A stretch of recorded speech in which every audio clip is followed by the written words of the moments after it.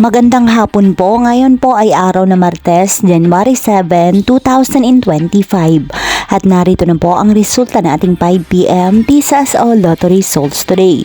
At para po sa draw natin ngayon ay ang 3D Lotto at ang 2D Lotto. At para po sa Lotto More updates, pa-subscribe na lang din po ako sa aking channel at pahit na din ako ng notification bell.